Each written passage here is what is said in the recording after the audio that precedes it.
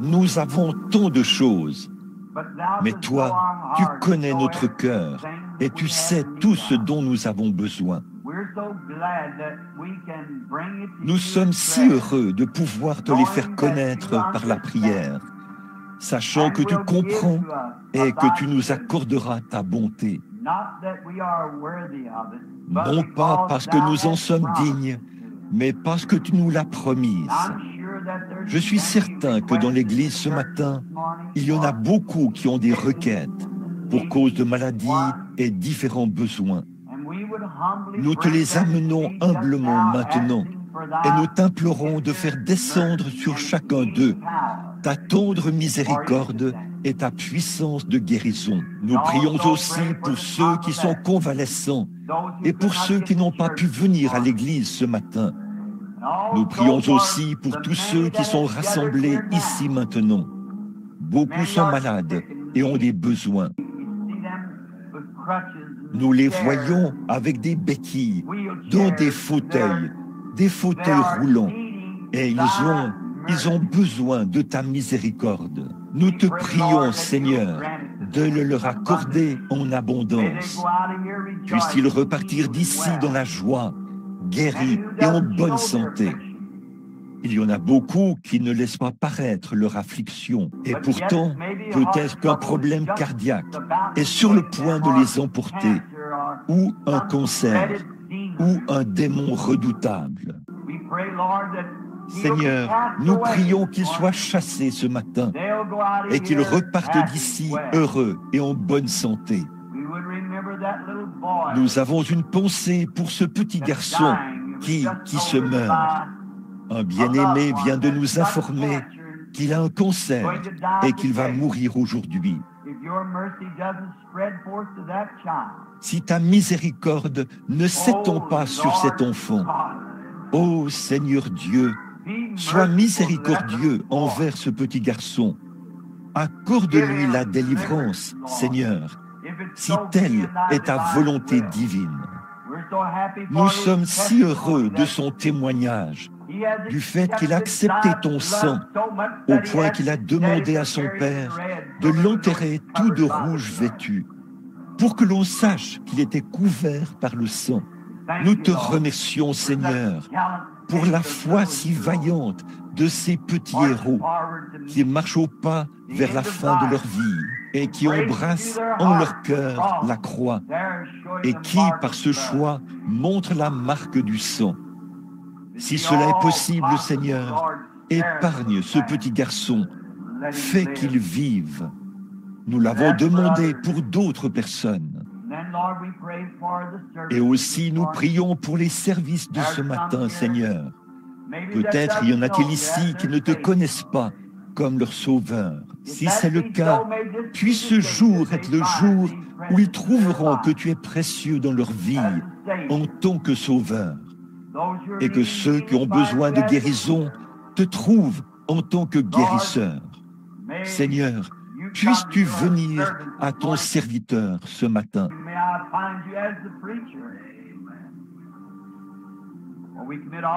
Fais que je te trouve en tant que prédicateur, car nous remettons tout ceci entre tes mains et te prions de nous exaucer au nom du Seigneur Jésus.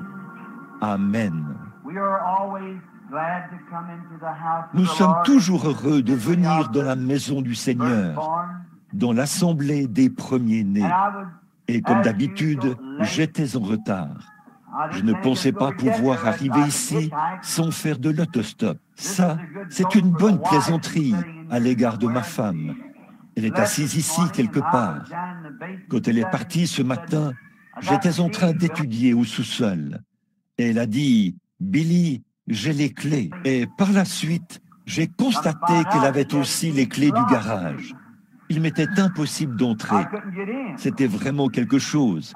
Le moment que j'ai passé là, au bout d'un moment, Billy ne me trouvait pas. Et il s'est dit, je me demande pourquoi il n'est pas encore là. Et il m'a appelé. Je lui ai dit, viens vite. J'ai dit, en fait, je n'ai aucun moyen de me rendre à l'église. Alors je suis heureux d'être ici. Je suis donc en retard. Mais vous savez, comme nous sommes sur le point d'entrer dans cette autre dimension où le temps n'existe pas, nous commençons à perdre la notion du temps. Tout cela se fond dans l'éternité et il n'y a plus de temps. Il n'y a pas de limite de temps. Paul devait avoir à l'esprit quelque chose comme ça, la fois où il a prêché toute la nuit. Un garçon est tombé du bâtiment et s'est tué. Paul s'est étendu sur le garçon et la vie est revenue dans le jeune homme.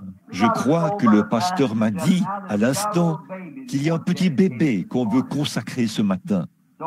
Donc, si la mère veut bien amener le petit tout de suite,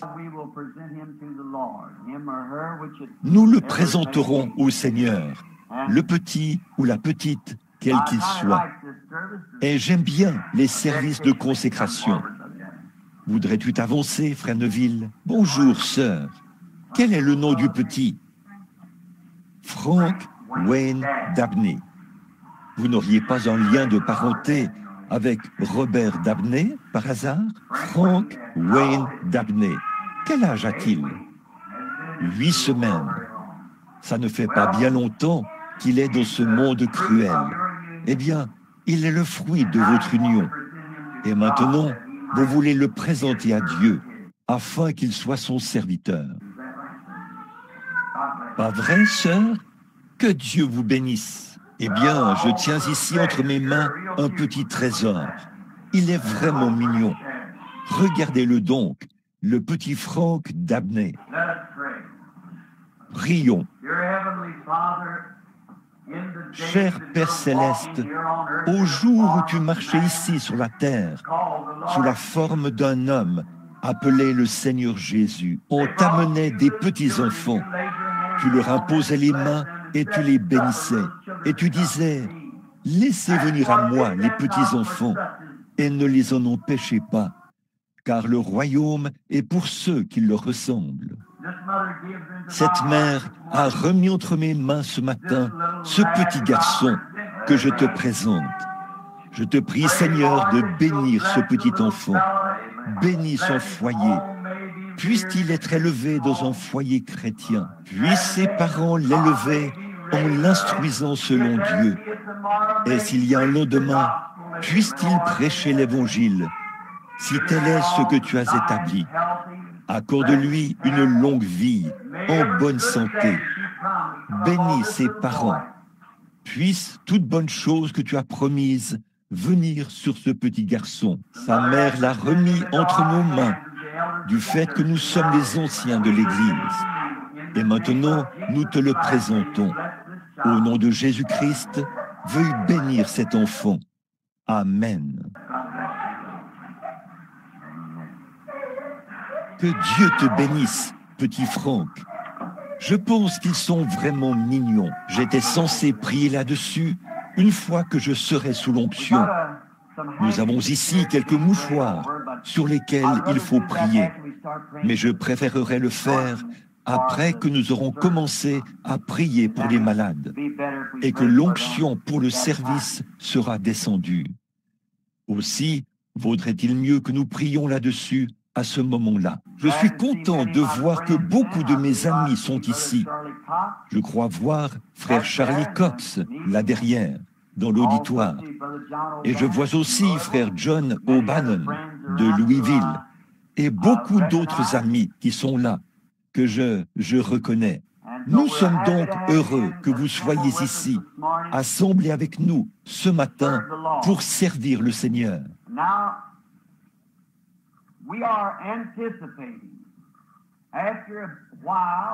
Bon, nous prévoyons commencer un réveil de quelques jours ici sous peu. Nous prions à ce sujet. Je pense que si Dieu n'amène pas un réveil ou s'il ne nous le met pas à cœur, alors ce réveil est le fruit de notre propre effort.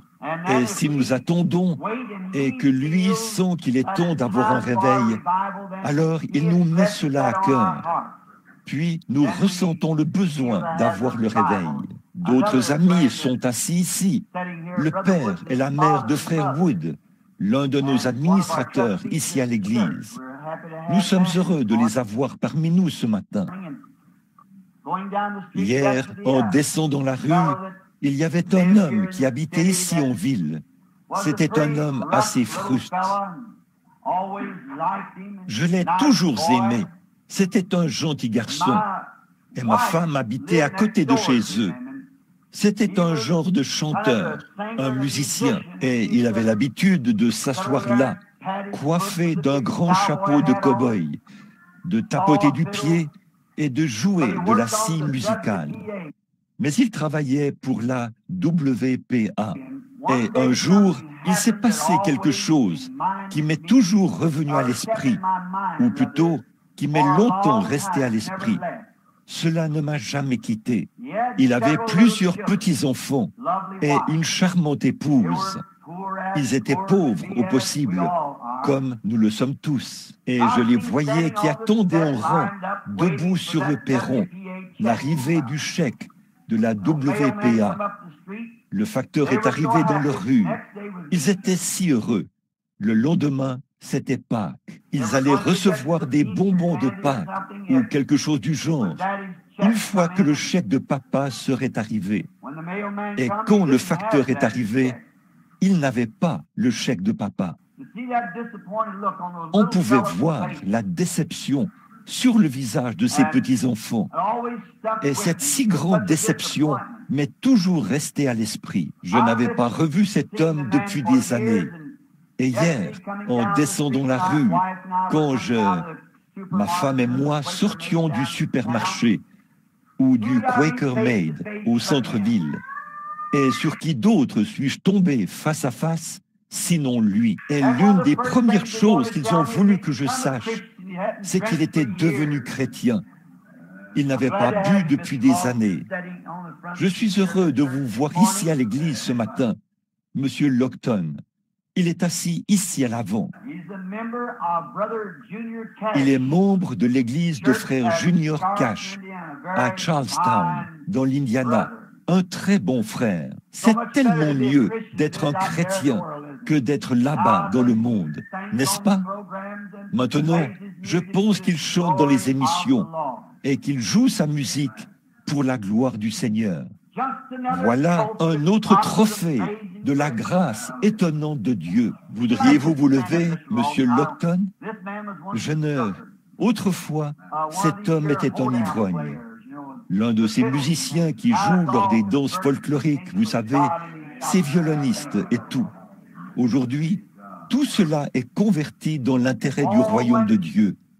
Et il est ici en train de dire, « Seigneur, je t'en remercie. » Oh, quand, hier, je parlais avec Monsieur Wood, je lui ai dit, quand maman et toi arriverez de l'autre côté et que vous serez installés dans votre demeure, un de ces matins, et que vous serez très heureux, il y aura tout là-bas, de l'autre côté des collines, quelque part là-bas dans un vallon, une petite cabane qui sera construite.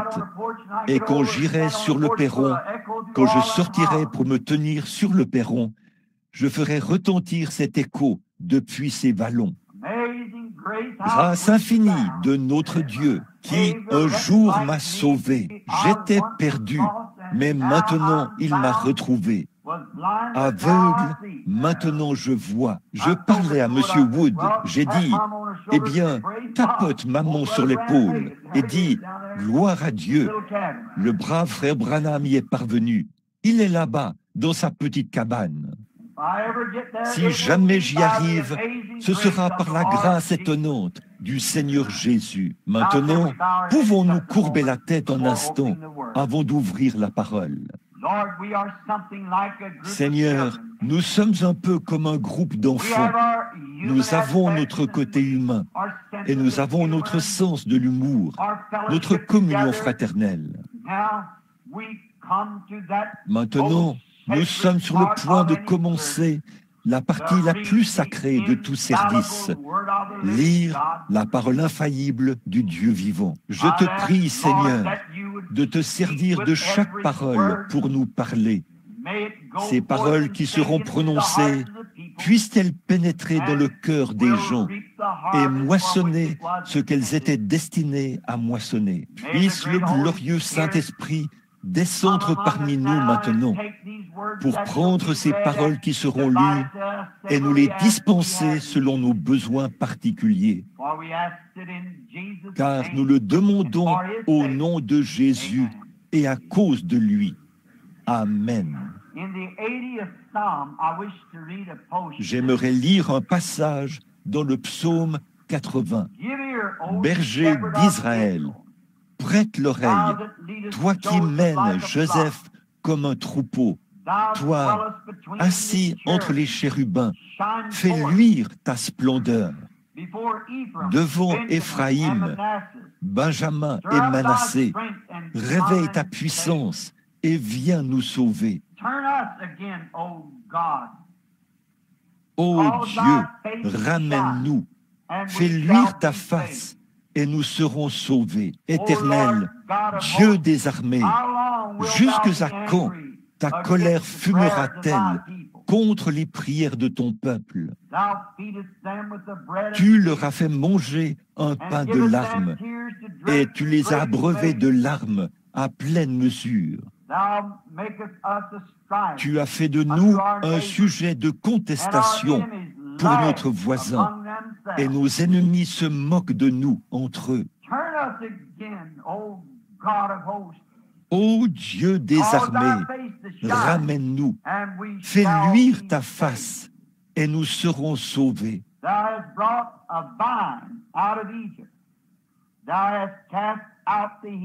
Tu as transporté d'Égypte un cep, tu as chassé les nations et tu l'as planté. Mon sujet ce matin, si le Seigneur le permet, pendant un court instant, portera sur planter le cep et où le planter. C'est étrange, comme dans bien des endroits, Dieu représente son peuple de différentes manières.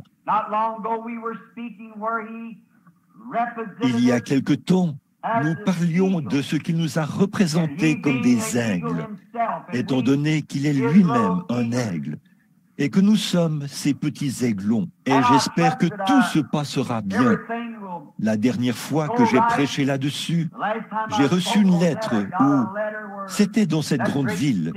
Beaucoup d'entre vous savent où c'était, dans l'Ohio.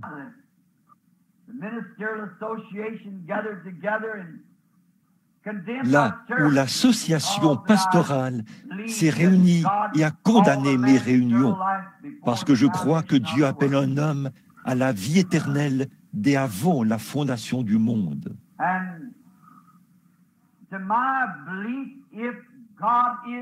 Et je crois que si Dieu est Dieu, qu'il a toujours été Dieu, il est encore Dieu et sera toujours Dieu. S'il ne me connaissait pas avant que le monde ait commencé à exister, alors il n'est pas Dieu. Beaucoup d'entre vous ont lu ici, au champ de foire et tout, à propos de cette perception psychosensorielle.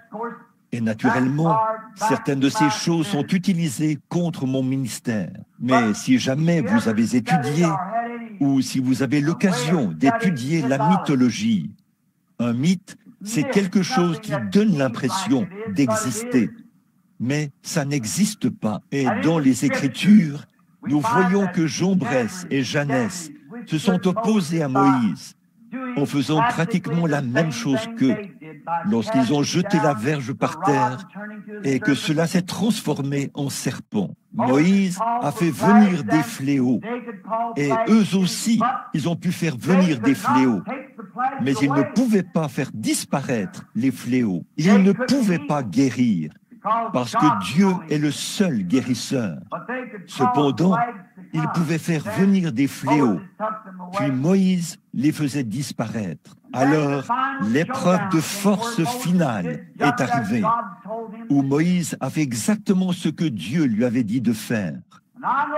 Et je sais que tout ce qui se passe dans le monde aujourd'hui aboutira finalement à une grande épreuve de force un de ces jours. Car la Bible dit, de même que Janès et Jambres s'opposèrent à Moïse, de même le feront des hommes à l'esprit réprouvé en ce qui concerne la foi.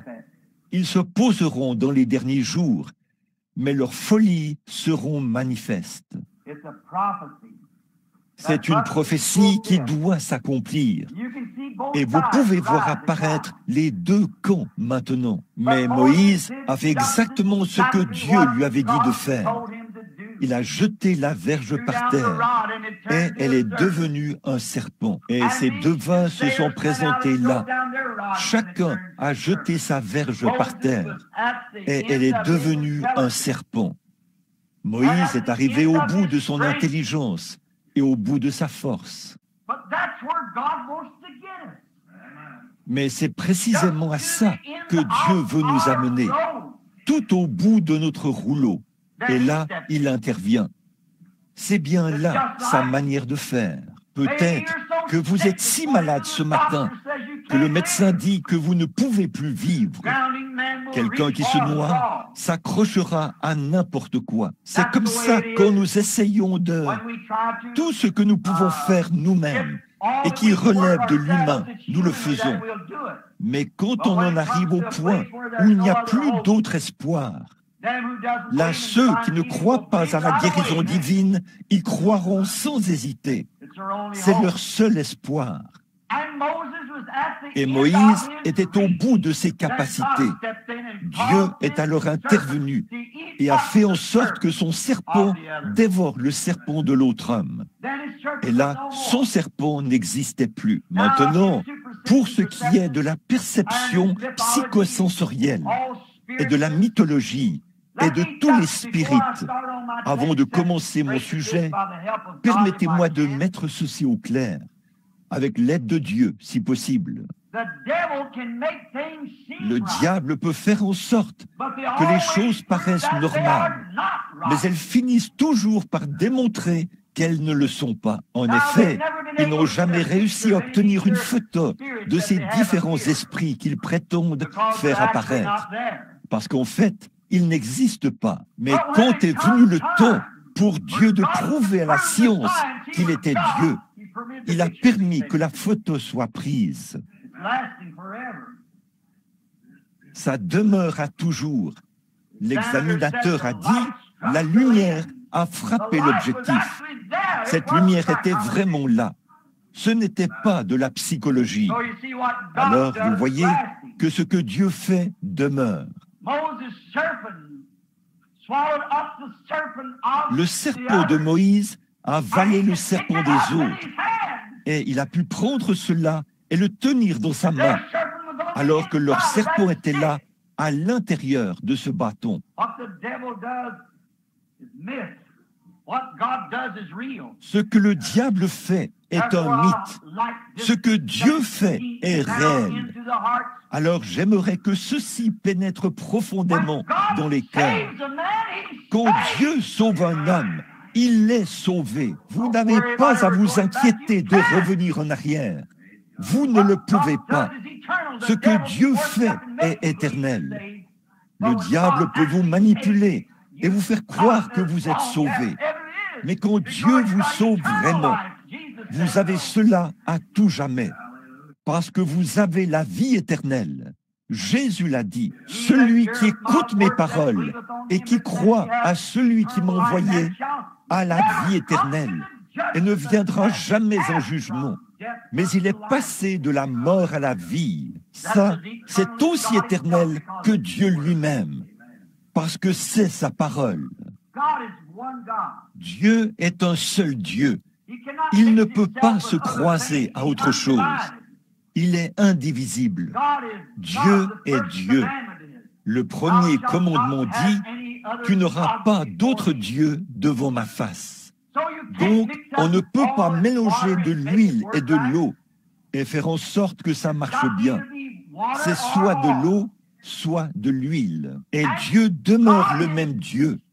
Nous avons une religion tout embrouillée où on dit, Dieu autrefois, il a fait ceci, et aujourd'hui, il ne le fait plus.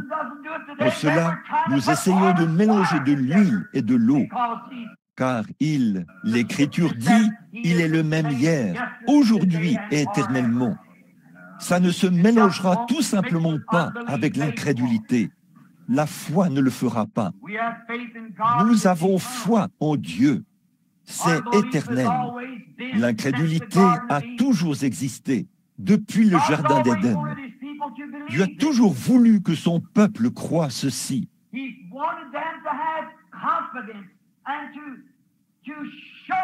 Il a voulu qu'il soit confiant et a voulu se manifester parmi les siens. Dieu est esprit. Dans Jean chapitre 15, verset 1, Jésus a dit, « Je suis le cep, vous êtes les sarments. » Eh bien, le sarment et le cep sont rattachés l'un à l'autre. Et Dieu a toujours essayé de trouver un peuple dans lequel il pouvait demeurer, au point de pouvoir manifester sa gloire parmi les siens. Nous lisons donc ici que David s'est écrié et a dit, « Ô Seigneur Dieu, reviens à nous. Nous avons péché et nous nous sommes détournés de toi. Toi qui es assis entre l'autel et les chérubins, fais luire ta splendeur. » En effet, il savait qu'à un moment donné, il était Dieu parmi eux. Et David savait qu'il demeurait Dieu. Le peuple s'était éloigné de lui. Dieu ne faisait plus luire sa splendeur. Ce n'était pas parce qu'il lui était impossible de la faire luire. C'est parce que, par leur péché, les gens avaient rejeté sa miséricorde à leur égard. Et là, David présente notre sujet. Psaume 87.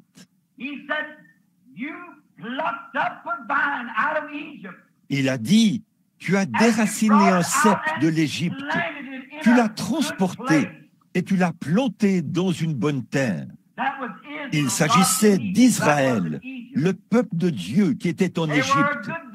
Ils étaient un bon cep. C'était le peuple que Dieu avait choisi. Mais si un bon cep n'est pas planté dans une bonne terre, il ne produira pas de bons fruits. Tout dépend de l'endroit où le cep est planté. C'est cela qui détermine les résultats de la récolte.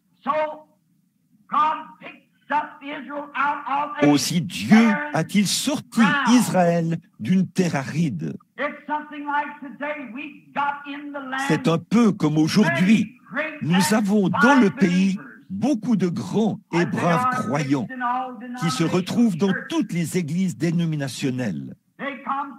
Ils sont de différentes dénominations et de différents milieux. C'est pourquoi, dans mon ministère, je n'ai jamais essayé, à aucun moment, de dénigrer quelqu'un ou quelque dénomination, parce qu'il y a de braves gens dans toutes ces dénominations. Ce sont des gens que Dieu a appelés et choisis. Auriez-vous pu condamner Israël pendant qu'ils étaient en Égypte? Ils étaient simplement partis du mauvais pied. Et leur péché les avait séparés de Dieu. Et ils avaient été plantés en Égypte. C'est comme ça que sont beaucoup de gens dans les églises aujourd'hui. Ce sont de braves gens, mais ils sont plantés au mauvais endroit. Maintenant, si un vrai croyant est conduit à Christ et qu'il est planté dans une grande dénomination qui ne croit pas aux miracles, aux signes et aux prodiges du Seigneur, cette personne peut très bien être un chrétien authentique, être un catholique, un baptiste, un presbytérien, un témoin de Jéhovah ou autre chose. Dans cette église, être un authentique cep de Dieu, mais le credo dénominationnel ôtera la vie de ce cep. Il ne pourra pas produire son fruit. Et d'habitude, les fruits que l'on récolte d'un cep rabougri ou de celui qui n'est pas dans une bonne terre, ce sont de mauvais fruits.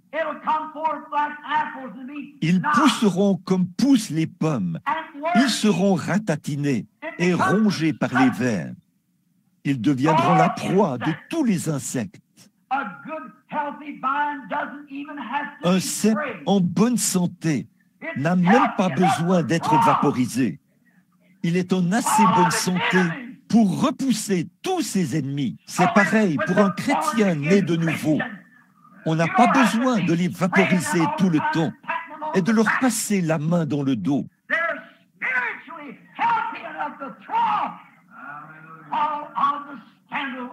Ils sont en assez bonne santé spirituelle pour repousser tous les scandales du monde. Ils vivent de la vraie nourriture. Parfois, un arbre ou une plante qui a poussé dans des endroits arides et qui n'a pas eu suffisamment d'humidité pour s'alimenter, elle produira de petits fruits tout ratatinés qui n'auront pas l'air des fruits que devrait produire son cep. Mon frère, ma sœur, c'est ce qu'il en est des églises aujourd'hui. Le pécheur y entre. Peut-être qu'après qu'il ait été repris dans sa conscience à la maison, il est allé lire sa Bible et est ensuite allé à l'église. Au lieu d'y trouver de belles grosses pommes ou des raisins succulents, la vie du Seigneur Jésus qui se reproduit dans l'église, il y trouve des petites pensées dénominationnelles et futiles, ratatinées et rongées par les vers. Nous, les baptistes, c'est nous qui l'avons. Eux, ils n'ont rien à y voir. Nous, les méthodistes, c'est nous qui l'avons. Les bras de Dieu s'étendent d'un océan à l'autre et d'un rivage à l'autre, et il peut sauver à l'extrême. Mais c'est ce que nous voyons dans ces endroits où nous allons. C'est aussi comme ce que David a encore dit dans le psaume 1.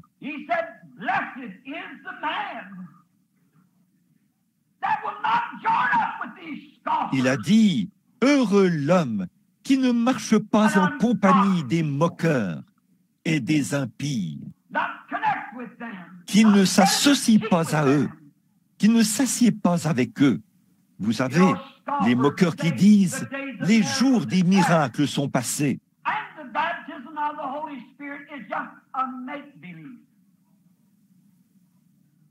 Le baptême du Saint-Esprit n'est qu'un faux semblant. Heureux l'homme qui ne fera pas cela. Heureux l'homme qui se dressera contre une telle chose. Ils ne veulent pas mélanger ces choses. Et vous ne pouvez pas mélanger ces choses.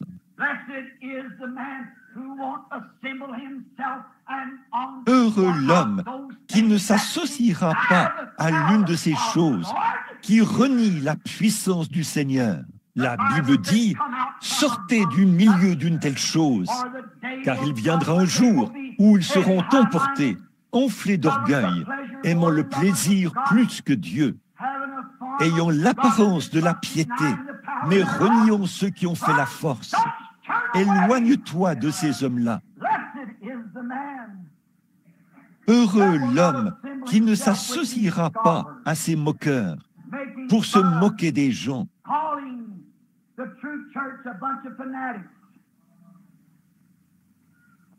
Et traiter la vraie Église de bande de fanatiques. Il sera comme un arbre planté près des courants d'eau. Dieu l'a placé dans une place de choix. Son fruit ne se flétrira point. Il donnera des feuilles et des fruits en sa saison. Observez la manière dont David a formulé cela. Cet homme est béni. Il sera planté. Pas seulement installé là. Vous savez, j'aime voir tout ce qui est planté. Or, en Égypte, Israël n'était pas planté. Ils étaient simplement installés. Ce n'était pas leur terre d'origine. Et un homme qui est chrétien et qui fait reposer sa destination éternelle sur un credo dénominationnel. Il n'est pas à sa place. Il est né pour être libre, pour être un enfant de Dieu, pour adorer Dieu. Mais il est sous l'emprise d'un credo. Il ne peut pas produire son fruit. Pourtant, il y a en lui quelque chose qui désire ardemment le faire. Il sera comme un arbre planté près des courants d'eau. Des courants au pluriel, l'eau au singulier. De nombreux courants qui se déversent dans un seul canal. Autrement dit, il sera comme un homme dans l'Écriture qui croit toute la parole de Dieu, où la puissance et les 9 dons spirituels peuvent couler d'un seul Dieu et descendre au plus profond de son être. Les gens ne croient pas au fait de pousser des cris. Ce qu'il y a, c'est qu'ils n'ont pas de joie spirituelle.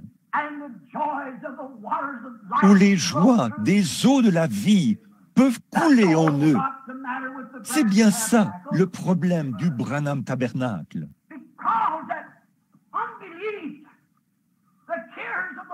Parce que l'incrédulité et les soucis du monde ont tant lié les gens qu'ils sont incapables de croître spirituellement. C'est ça le problème de notre nation. C'est ça le problème de nos églises. Ils n'ont pas de joie. La joie du Seigneur s'est retirée. Comme il était écrit une fois dans l'Écriture, le mot hébreu « ikabod », qui signifie « la présence du Seigneur s'est retirée ». C'est sur nos églises, parce que nous nous sommes écartés du fondement originel, que nous nous sommes remis au credo et aux dénominations, et que nous avons permis aux choses du monde d'assécher notre expérience avec Dieu.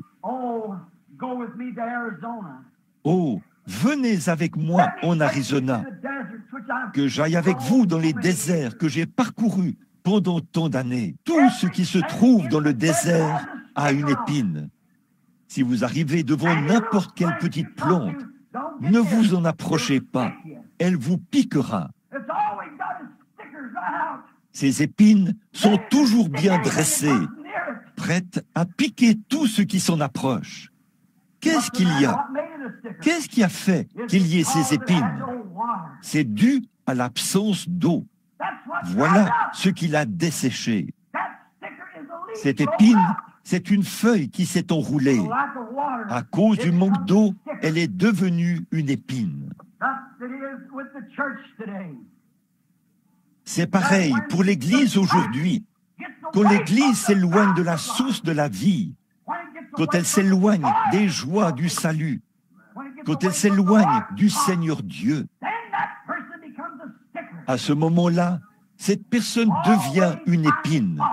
Elle est toujours là à critiquer, à piquer. Dès que vous l'abordez, je suis presbytérien, je suis méthodiste, je suis telle et telle chose. Ne me parlez pas de ces choses-là. Une épine, elle ne porte pas de fruits. Prenez cette même plante, le cactus, et mettez-la pendant quelques générations dans une terre où il y a beaucoup d'eau. Cette épine va se déployer et devenir une feuille souple, et elle va porter du fruit. Quel est le problème de l'Église aujourd'hui? Elle a été établie en dénomination. Elle s'est donné des credos dénominationnels, et cela la lie. Il ne s'y trouve pas de joie. Elle est juste arrosée de temps en temps par un petit réveil pour la faire tenir. Ce qu'il lui faut, c'est de sortir du milieu des moqueurs et des incroyants et d'être planté près des courants d'eau, car il y a une source remplie du sang, des veines d'Emmanuel. Tout pécheur, les incroyants, plongés dans ce flot, est lavé de tout péché. Un arbre a dit David, planté près des courants d'eau. Oh, Dieu ne peut pas se répandre dans un cactus. Or, l'eau représente la vie. Nous savons que dans le désert, Moïse a frappé le rocher et cela fait jaillir des eaux de la vie pour un peuple qui était en train de périr. Et Jésus a dit, comme Moïse frappa le rocher dans le désert, il faut de même que le Fils de l'homme soit élevé. Et il a été frappé. La vie se trouve dans une cellule de sang. Et cette vie ne peut pas se manifester tant que la cellule de sang n'est pas interrompue et brisée. Quand Dieu a fait sortir Israël, il a fait un essai avec eux en tant que nation. Il les a déracinés de l'Égypte, du milieu des incroyants. Et il les a conduits sous sa tendre garde, sur les ailes d'un aigle. Ce grand aigle, Moïse, qui les a conduits de lieu en lieu pour essayer de les préparer pour traverser. 40 ans durant, il les a conduits et les a nourris dans le désert. Et il a nourri la terre, une bonne terre, une terre de choix. Et pendant 40 ans dans le désert, il a manifesté ses miracles, ses signes et ses prodiges. Il a opéré des miracles et des signes par ce prophète pour montrer qu'il était Dieu. Qui d'autre que lui pouvait assécher la mer? Qui d'autre que lui pouvait frapper l'Égypte? Qui d'autre que lui a osé lever la main? Mais au milieu de tout cela, il était Dieu. Et il a montré qu'il était Dieu. Il voulait certainement que son peuple le fasse. Puis, il a imbibé le sol de la Palestine, du sang des boucs, des génisses, des taureaux, des brebis. Mais les gens n'ont pas pu tenir ferme. Ce n'était pas suffisant, parce que la vie du taureau, la cellule de sang se brisait, et la vie animale revenait. Mais elle n'était pas compatible avec la vie humaine. Un jour, Dieu était déterminé à sauver son peuple, son Église prédestinée. Il fallait qu'il le fasse lui-même, parce qu'il avait prédestiné cela avant la fondation du monde. L'homme est un raté, et il le sera toujours. C'est un raté dès le départ, et il sera toujours un raté. Dieu, dans sa prédestination, dans sa grande pensée infinie à lui, a conçu un plan pour planter un vrai cep. Et il a planté sur cette terre le cep juste, pas une dénomination, pas une église, pas un credo, mais un homme, lui-même fait chair. Et il a manifesté sa paix, sa puissance, le glorieux ange de Dieu. Le grand Jéhovah était avec lui, et en lui habitait corporellement la plénitude de la divinité. Et les hommes ont refusé de croire en lui. Ils n'ont pas cru en lui, parce qu'ils ne collaboraient pas à leur credo. Finalement, ils l'ont emmené au calvaire. C'est là que cette cellule de sang du précieux Fils de Dieu, le corps dans lequel Jéhovah vivait, a été brisé.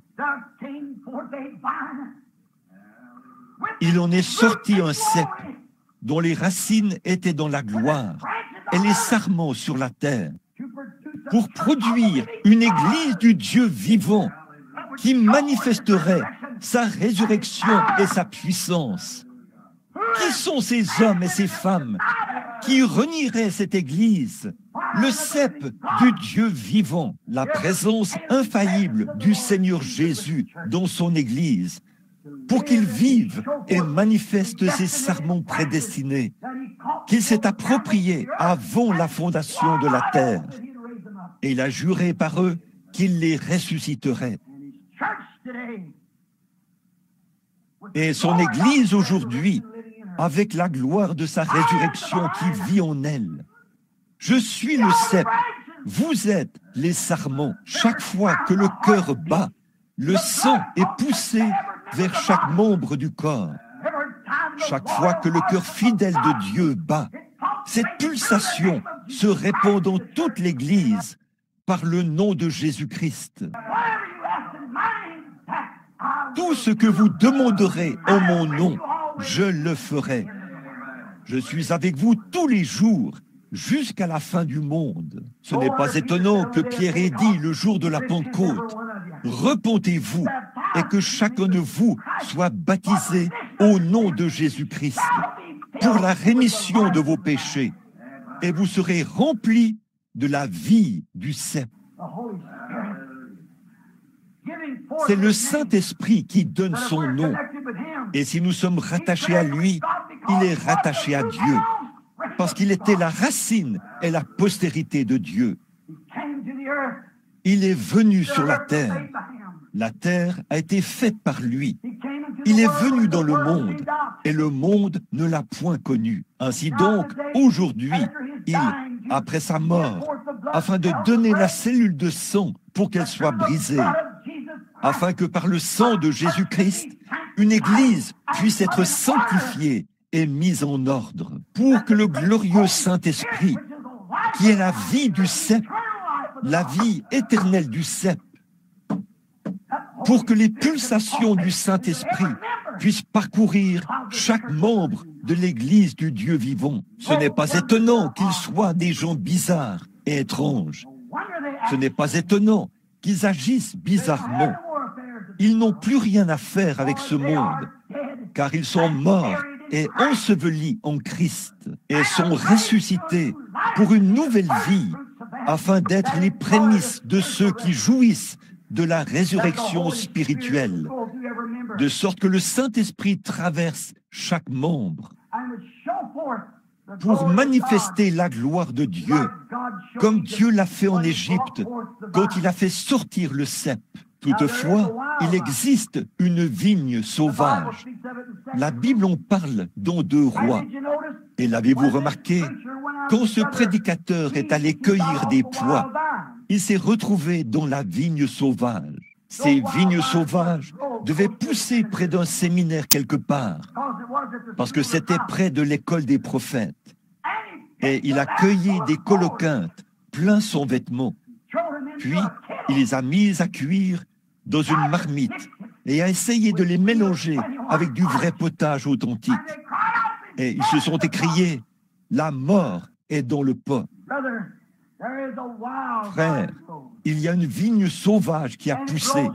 Elle pousse autour des credos de la dénomination. Et une fois que cela se présente là, ça éteint toute la joie spirituelle. Et tout à coup, ce cep meurt.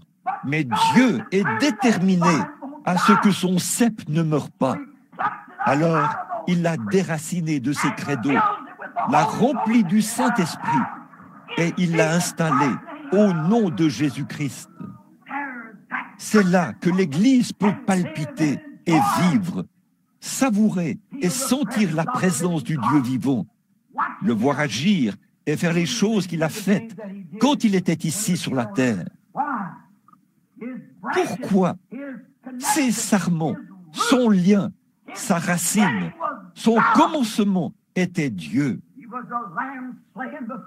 Il était l'agneau qui avait été immolé avant la fondation du monde.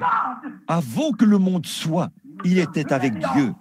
Il était la racine et la postérité de David, l'étoile du matin, le lys de la vallée. C'est ce qu'il était. Ses racines sont enroulées autour de Dieu, autour du trône, autour du royaume de Dieu. Ses racines sont enroulées. Sa vie s'est répandue sur la terre.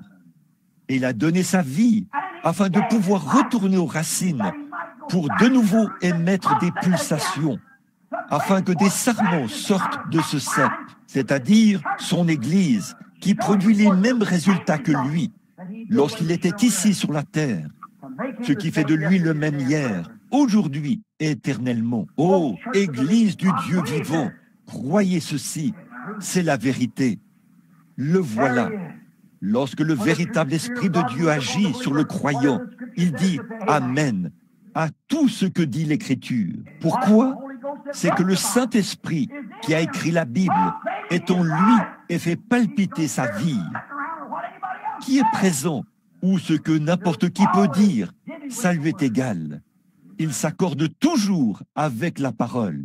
Il en existe une fausse. Ce sont des coloquintes.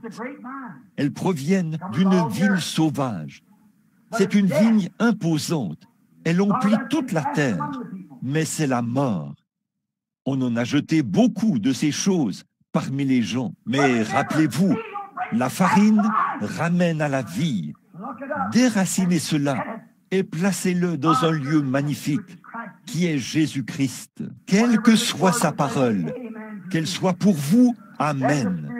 Alors l'Esprit de Dieu, là, la joie spirituelle coulera comme le fleuve. Il sera comme un homme, un arbre planté près des courants d'eau. Son feuillage ne se flétrira point. Il ne s'assiera pas en compagnie des moqueurs, des incroyants ou des impies qui vivent selon le train de ce monde. Mais il donnera des fruits en sa saison. Quelle sorte de fruits? Si vous êtes planté en Christ, vous donnerez des fruits spirituels. Les fruits spirituels du Saint-Esprit. Le Saint-Esprit vit en vous. La femme au puits l'a si bien dit.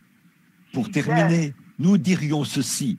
Elle a dit, quand elle l'a vu, il avait l'air d'un homme ordinaire.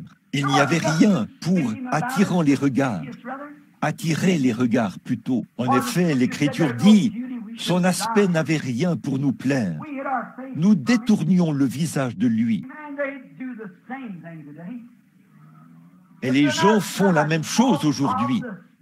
S'ils ne sont pas florissants en fruits spirituels de l'esprit, s'ils ne sont pas florissants en choses qui se rapportent à Dieu, Christ est pour eux quelque chose de répugnant, une bande d'exaltés, une bande de fous qui n'ont pas toute leur tête.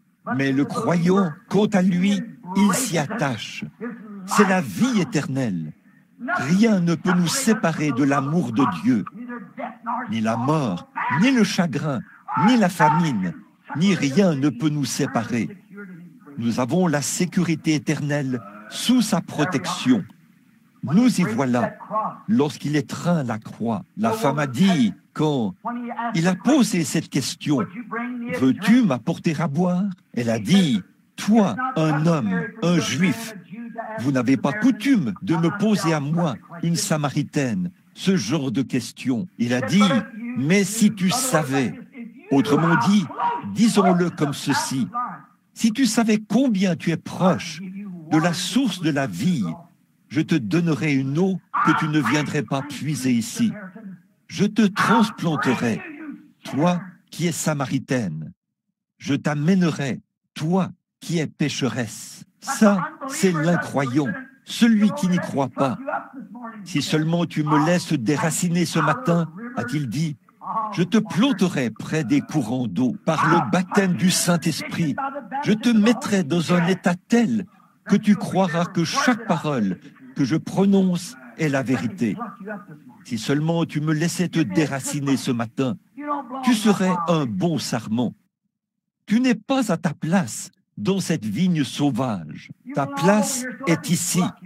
Alors laisse-moi te déraciner, te planter en mon nom près des courants de chaque affluent de la parole de Dieu. Car chaque parole de Dieu est vraie. Chaque promesse divine est la vérité. Je vais te planter près des courants d'une seule eau, d'un seul Dieu, et tu donneras ton fruit en ta saison. Tes feuilles ne se flétriront point, et tout ce que tu feras te réussira. Tu te tiendras debout, quand il n'y a pas d'autre endroit où se tenir. Tu te tiendras là, de toute façon, sachant que c'est Dieu qui a fait la promesse. Laisse-moi te déraciner, a-t-il dit, et te planter ici, près de cette eau, pour que tu n'aies pas à courir vers ces lieux de credo, ces lieux dénominationnels pour trouver. Tu ne peux pas la trouver là-bas, de toute façon. Laisse-moi te déraciner de là où se trouve ce vieux puits à sec, où tu dois porter des seaux en étain, où il y a du bruit et tapage, boire un peu et revenir pour boire un peu. Je vais te donner la vie éternelle, la joie, comme d'un puits qui bouillonne jusque dans la vie éternelle. Laisse-moi le faire pour toi, a dit Christ à cette femme pécheresse. Et c'est la même chose qu'il dit à l'Église ce matin. Vous savez que Dieu existe. Vous croyez que Dieu existe. Mais la filiation où vous êtes, là, quelque chose vous a éloigné. Vous êtes dans un désert. La joie spirituelle est inexistante. Vous aimeriez avoir ce sentiment qu'ils ont eu le jour de la Pentecôte. N'aimeriez-vous pas avoir la joie qu'ils avaient? Quand Dieu a déversé sa vie dans le premier sarment de l'arbre, cet arbre s'est mis à agir comme des gens ivres. Ils ont chancelé sous l'effet de l'esprit. Une petite femme charmante et sainte, comme la Vierge Marie, était là, à agir comme si elle était ivre. Oh, elle était ivre de l'esprit. Elle a essayé de parler, mais elle n'y arrivait pas. Elle avait des lèvres balbutiantes, ce qui signifie diviser, c'est-à-dire balbutier, lorsqu'on essaye de dire quelque chose. Elle était tellement remplie de l'esprit qu'elle n'arrivait pas à le dire. Des lèvres balbutiantes. Et tout à coup, ils se sont mis à parler dans une autre langue. Et un petit prédicateur, qui n'avait même pas assez d'instructions pour pouvoir écrire son propre nom sur un morceau de papier, a retourné une caisse à savon ou quelque chose, ou une souche, et a sauté dessus. Eh bien, ces incrédules se sont mis à dire, « Ces hommes sont ivres. » C'est cette bande d'exaltés. Ce petit homme a pris l'écriture, non pas un livre de credo, mais l'écriture. Il a dit, « Hommes israélites, et vous tous qui séjournez à Jérusalem, sachez ceci, car ces gens ne sont pas ivres comme vous le pensez, puisque c'est la 3e heure du jour. Mais c'est ici ce qui a été dit par le prophète Joël. Il arrivera que dans les derniers jours, dit Dieu, je répondrai de mon esprit. C'est ce qui les fait palpiter. Aimeriez-vous être déraciné d'un vieux credo quelconque pour être placé près des sources de la vie, où la paix est comme un fleuve? La mort elle-même a envahi un petit garçon rempli de cancers là-bas, mais il a reçu le Saint-Esprit. Les médecins lui disent qu'il se meurt. Son père lui a demandé, « Ah, as-tu peur ?»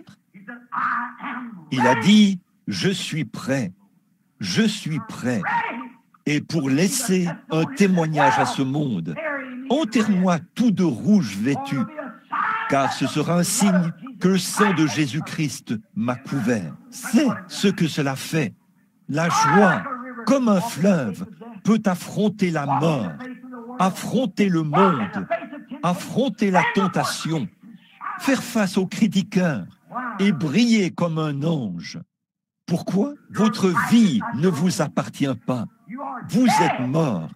Vous avez été enseveli dans le nom de Jésus-Christ et vous êtes ressuscité à une vie nouvelle. Il peut faire palpiter en vous sa bénédiction et produire des sarments rattachés au cep. Je les placerai dans un lieu de choix. Dieu a dit que son Fils était son choix. Comment entre-t-on au Christ? Qu'a dit Pierre le jour de la Pentecôte au sujet de la manière d'entrer en Christ? Il a dit, « Repentez-vous, chacun de vous, et soyez baptisés au nom de Jésus-Christ pour la rémission de vos péchés. Et vous recevrez le don du Saint-Esprit, car la promesse est pour vous, pour vos enfants et pour ceux qui sont au loin, en aussi grand nombre que le Seigneur notre Dieu les appellera. » Cet appel vous incluait. Repentez-vous et soyez baptisés au nom de Jésus-Christ pour la rémission de vos péchés. La promesse Et pour vous, ô frères, le véritable Esprit de Dieu va palpiter par cela et dire, c'est la vérité. Observez ces coloquintes et la vigne sauvage. Mais le véritable Esprit de Dieu veut être planté dans un endroit de choix où il y a les fruits de l'Esprit. Et qu'a fait Jésus à ce moment-là? Il a dit, comme cette femme veut accepter cette... Elle a dit, Seigneur, donne-moi cette eau. Je veux cette eau. Il a dit, laisse-la, ta vieille cruche. Tu n'as plus besoin de ce genre de cruche. Vous n'avez pas besoin de la lettre de votre credo. Abandonnez vos manières prétentieuses de presbytériens, baptistes, méthodistes, pentecôtistes. Laissez cela derrière. Venez ici, à la source, et je vous remplirai d'une joie telle qu'elle coulera comme le fleuve. Comme l'a dit le vieil homme de couleur, j'ai la paix comme un fleuve. Elle coule jour et nuit. Face à la mort, elle coule quand même. Paul a dit, mort, où est ton aiguillon? Tombe, où est ta victoire? Mais grâce soient rendues à Dieu, qui nous donne la victoire par Jésus-Christ. Certainement. Elle l'a regardé. Elle s'est mise à lui parler du lieu d'adoration.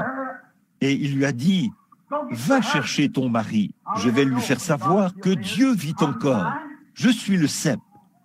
Va chercher ton mari. Eh bien, a-t-elle dit, je n'ai pas de mari. Il a dit, c'est vrai, tu en as eu 5, et celui avec qui tu vis maintenant n'est pas ton mari. Elle s'est retournée. Qu'est-ce que c'était? Son greffage, la vie de sa vie, là. Elle avait été détachée de ce vieil arbre de credo, et elle avait pris racine dès que la première pulsation de Dieu a atteint ses sarments.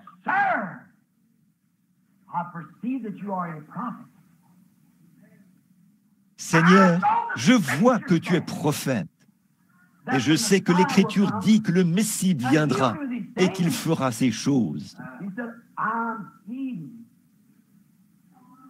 Il a dit, je le suis. Je le suis. Elle a abandonné là ce vieux credo, et à toute vitesse, elle s'est mise à répandre la nouvelle. Venez voir un homme qui m'a dit les choses que j'ai faites. Ne serait-ce point le Messie lui-même? Le Messie, c'est le Dieu oint. Elle l'a reconnu comme étant Dieu. Emmanuel, le prophète. Dieu, je suis le cep. Vous êtes les sarments. Elle a dit, eh bien, vous les Juifs, vous adorez à Jérusalem. Vous avez là-bas une grande église et des credos. Il a dit, je le sais. Elle a dit, nous adorons ici, sur cette montagne. Il a dit, je le sais. Mais le temps vient, et il est déjà venu, où ces credos de Jérusalem, où ces credos des Samaritains ne marcheront pas. Car Dieu est esprit, et il faut que ceux qui l'adorent en esprit et en vérité. Voilà le sarment qui a la vérité. Repentez-vous, chacun de vous, et soyez baptisés au nom de Jésus-Christ pour la rémission de vos péchés, et vous serez rattachés au sarment. Vous aurez cette même chose, car l'Esprit de Dieu palpitera en vous, et il vous apportera des courants de joie, de paix, de longanimité, de foi, de bonté, de douceur, de bienveillance. Il vous fera de loup que vous étiez, ça fera de vous un agneau. De buse, ça fera une colombe. Voyez, c'est l'Esprit du Dieu vivant qui change votre nature. Alors, venez à lui, soyez greffés et devenez l'un de ses sarments. Car un jour, cette corde de sauvetage, cette vie qui a été envoyée comme ceci, c'est la vie de Christ, le Saint-Esprit, qui est accroché au royaume de Dieu. Dieu descendra par ce sarment éternel un de ces jours, et il ramènera avec lui tous ceux qui sont morts en Christ, lorsqu'il relèvera l'arbre.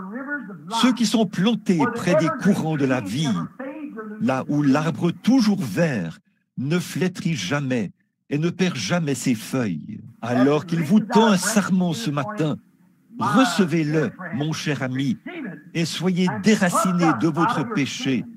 Soyez déraciné de votre doute, de votre credo. Je ne vous dis pas de quitter votre Église. Restez dans votre Église, mais venez à Christ. C'est tout.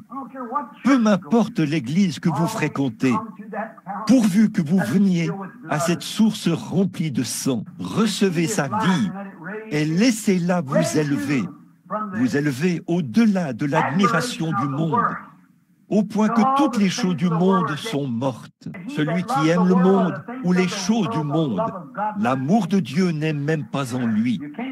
On ne peut pas introduire la vie d'une citrouille dans un plant de vigne et que cela produise des raisins. Voyez, si vous êtes à Christ, vous aimez ce qui est de Christ. Vous êtes rempli de l'Esprit. Il est le cep. Vous êtes les sarments. Permettez-lui de vous recevoir ce matin, comme il l'a fait pour la femme de Samarie, de placer votre vie dans sa vie et de faire de vous une nouvelle créature.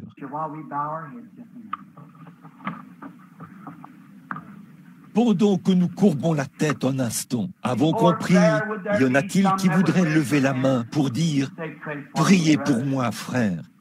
Je veux être vraiment rattaché à Christ. Que Dieu vous bénisse.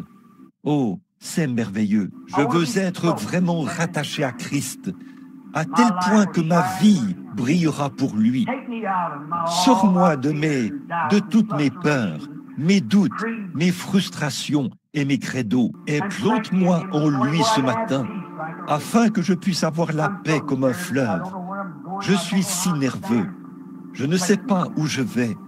Je ne sais pas comment je peux tenir debout. Place-moi là, maintenant, pendant que nous avons la tête inclinée. Vous qui pouvez le faire, ceux qui ont levé la main, voudriez-vous vous lever juste pour un mot de prière? C'est juste, nous allons prier pour vous, là où vous êtes, car nous avons... Veuillez vous lever maintenant pour que nous puissions prier. Ôte de toute frustration, de côtoyer ces impies, de marcher dans une nouvelle lumière. À partir de ce jour, accorde le Seigneur. Tu as dit, demandez et vous recevrez. Cherchez et vous trouverez. Frappez et l'on vous ouvrira. Il frappe en ce moment. Je formule la demande. Puisse-t-il recevoir cela, Seigneur? Puisse ce jour changer leur vie, de sorte qu'il n'y aura plus jamais de doute dans leur esprit. Et en ce jour-là, puisse-t-il rentrer à la maison auprès de toi. Seigneur, ils se sont levés ce matin. Ils prennent position pour toi maintenant, devant leurs semblables. Tu as dit, celui qui fera cela, je prendrai position pour lui devant Dieu et devant les saints anges. Mais celui qui aura honte de moi, alors en ce jour-là, j'aurai honte de lui. Seigneur, ils n'ont pas honte ce matin. Ils sont debout. Maintenant, tu tiens ta parole. Remplis-les de ton esprit et donne-leur une vie de service, afin que, dans le monde à venir, ils puissent jouir de la présence infaillible du Seigneur Jésus. Nous te les confions dès ce jour et à jamais. Au nom de Jésus. Amen. God bless you. Somebody near him, shake their hands.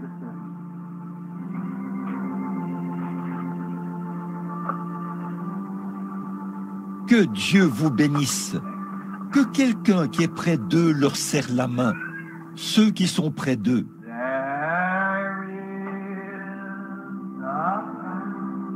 Maintenant que le message est terminé, adorez maintenant le Seigneur. Là, fermez les yeux.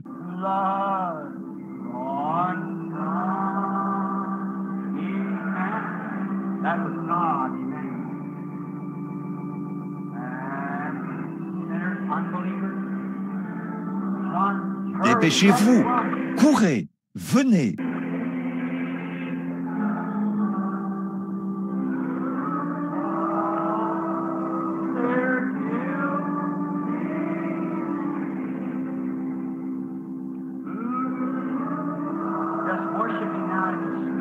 Adorez-le maintenant en esprit. Laissez simplement libre cours à votre cœur. Peu m'importe l'Église dont vous faites partie. Dites simplement dans votre cœur, « Merci, Dieu bien-aimé. »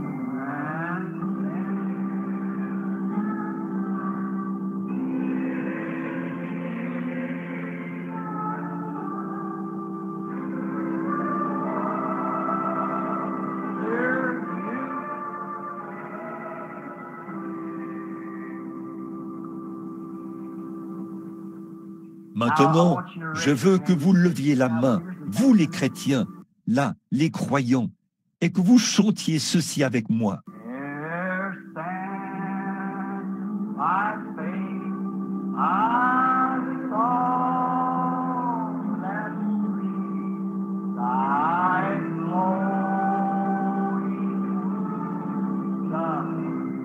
Pas un credo, là, souvenez-vous-en.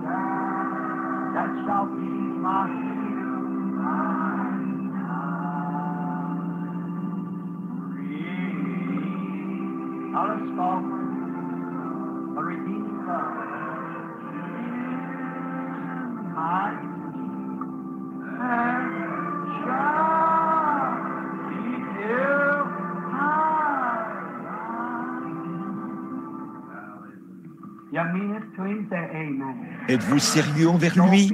Dites Amen. Qu'il en soit ainsi.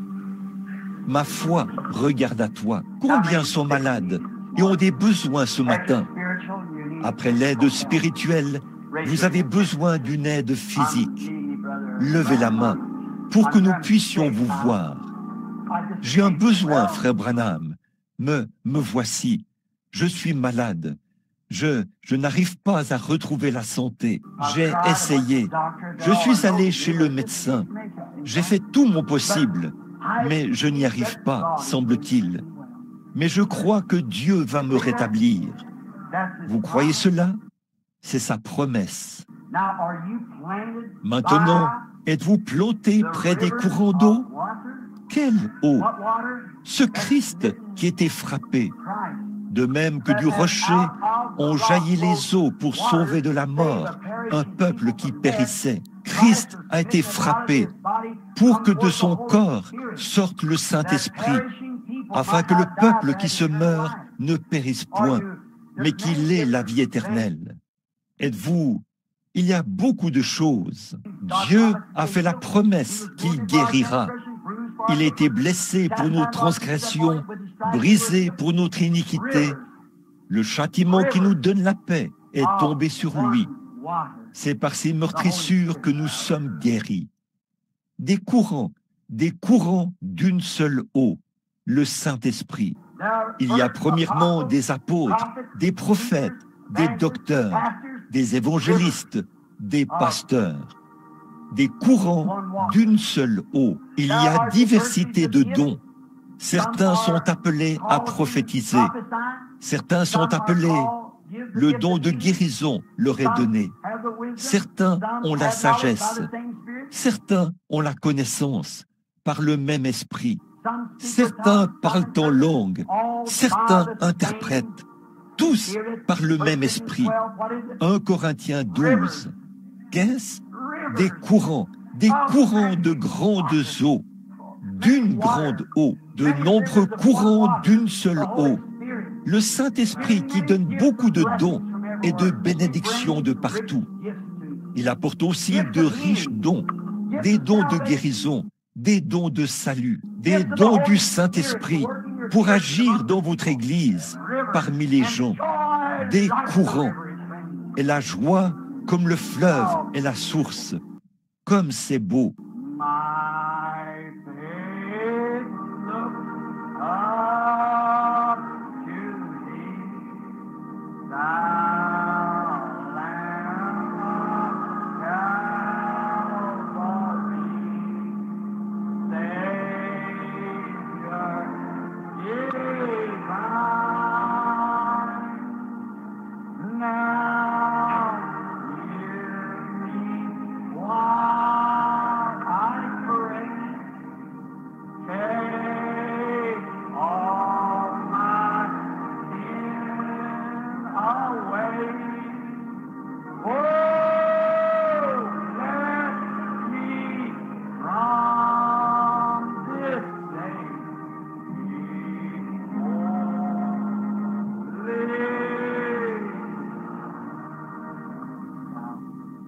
Lord, that is our prayer. Maintenant, Seigneur, c'est ça notre prière.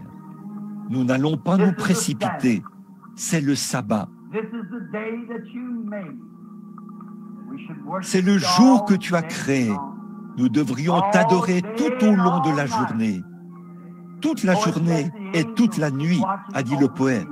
Les anges veillent sur moi. Nous avons le sentiment en ce moment qu'ils sont proches. Dieu notre Père, j'ai dit des choses très sévères, mais je ne l'ai pas fait. Sonde mon cœur, Seigneur. Si je l'ai fait par méchanceté, alors pardonne-moi. Mais je l'ai fait par amour, pour ton sarment, pour ton cep. Je prie, Seigneur, et s'il y en a ici qui sont affiliés à de grandes dénominations, souviens-toi, je ne cherche pas à leur demander d'en sortir.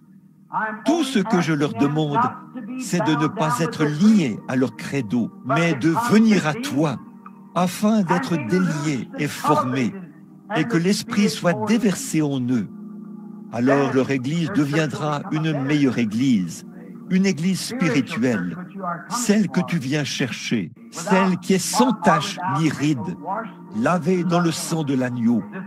Père, ce monde intellectuel d'aujourd'hui s'en est éloigné. Il recherche de grandes foules et de grandes églises, comme la vigne sauvage. Mais Seigneur, nous nous en tenons à ce doux fruit, le fruit de l'Esprit, qui apporte de la douceur à notre âme. Nous te demandons maintenant de bénir ces malades qui s'avancent pour qu'on prie pour eux. Seigneur, pourrais-je te demander une fois encore, voudrais-tu sanctifier ce sarment indigne par ton sang, afin que ton esprit coule à travers lui et manifeste le Dieu vivant, pour montrer que tu es ce même Dieu qui a parlé à la femme au puits. Qu'il en soit ainsi, que les gens ne soient pas dans la confusion, et qu'ils voient où l'Esprit de Dieu se trouve réellement, que c'est dans le cœur du croyant, pas dans une église quelconque, mais dans le cœur d'un croyant. Accorde-le, Père. Je m'attends à toi maintenant, que tu te manifestes, comme tu te manifestais au jour d'autrefois, comme tu t'es manifesté en Jésus, lui qui est mort pour que nous soyons purs. Puisse le même esprit qui était en lui se manifester à travers nous et produire les mêmes résultats. Accorde-le, Père, car je remets toutes choses entre tes mains par le beau nom de ton Fils Jésus. Amen.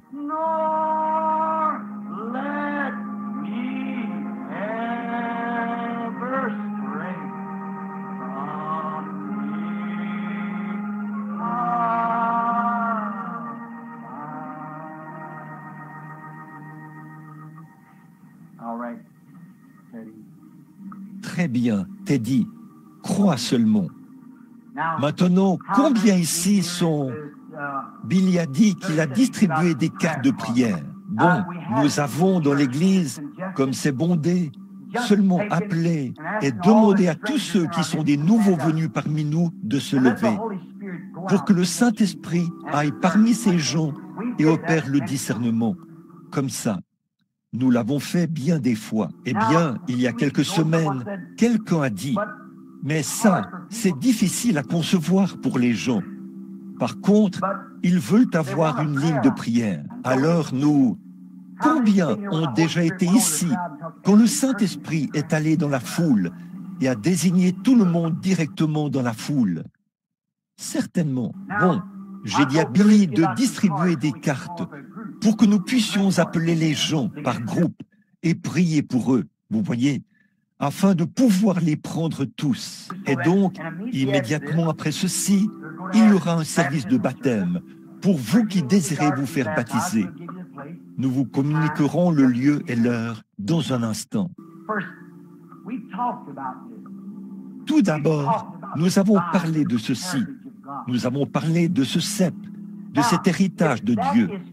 Alors, si c'est vrai, si donc nous sommes vraiment le sarment prédestiné de ce cep, alors ce même Saint-Esprit doit venir à travers nous.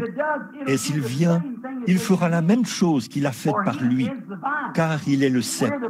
Nous sommes les sarments. Et si la vie qui est dans le cep doit être dans le sarment pour faire vivre le sarment, s'il produit quelque chose d'autre que ce cep a produit, alors c'est le mauvais cep. C'est ce que j'essaie de dire. Il faut que ça produise la même vie. Maintenant, qui sont ceux qui ont des cartes de prière? Levez la main. Très bien. Ça commence par quoi? De 1 à 50 ou de 1 à 100? Ou combien le savent? Les cartes de prière sont-elles avant? Attendez. Bon, qui a le numéro 1? Y a-t-il ici une carte de prière qui porte le numéro 1? Y en a-t-il une? Eh bien, alors, ça commence par quoi? 50? Oh là, de 1 à 50. Très bien, tenez-vous là. Voyez, le numéro 1, numéro 2, numéro 2. Très bien, tenez-vous là. Numéro 3, la carte de prière numéro 3. Est-ce que la personne est dans le bâtiment? Peut-elle se lever? Je suis désolé, il y en a un peu partout. Numéro 3, voudriez-vous venir ici, madame? Number 4. Who has prayer card number 4?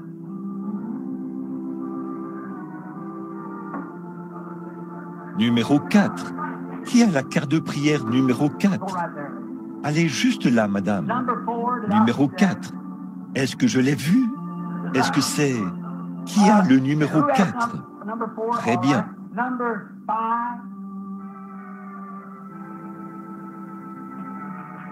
Number 6. Numéro 5, 7.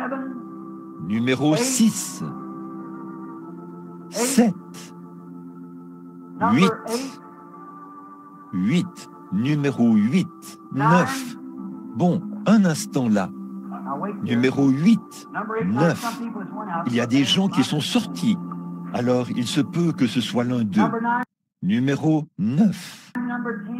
Numéro 10. Numéro 11. Numéro 12. 13. 14. 15.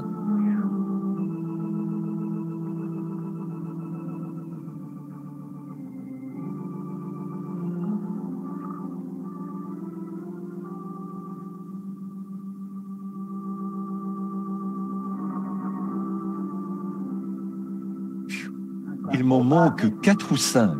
Bon, nous y reviendrons. Peut-être qu'ils sont sortis.